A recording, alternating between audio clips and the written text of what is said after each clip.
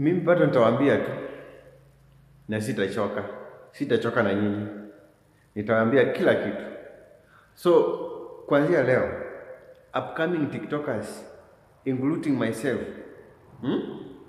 acha kuwa king'ang'anizi, acha kung'ang'ania wale ma celebrities, wale ma TikTokers wakubwa, wale musician wakubwa, wale politician wakubwa. Wewe una like video zao, unawafollow, unawacomment, Acha kwambie kitu moja.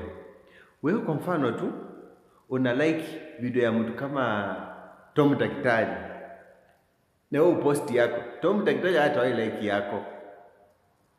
Sasa tunaambia ukweli, hata ufollow Tom Daktari hakuna siku atakufollow.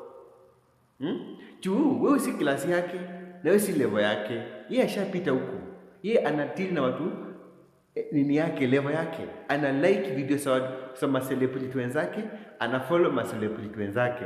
Lakini wewe mwenyewe utafikisha 1k followers, unataka Tom Daktari akuja comment kwa video yako kama like. Wewe mshenzi ama nini?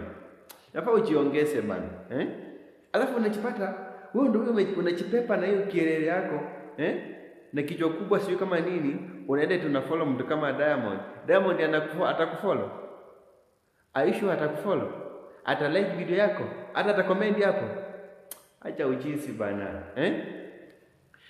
Glowing, ukitaka, if you want to grow, upcoming TikTokers, like I said, including myself, anza na wasanii, anza na level yako. Follow hao watu wako wa chini waku. Ukipanda, enda na stages, enda na levels. Wewe unataka kufollow Ruto, atakufollow lini? Acha upumbavu bana.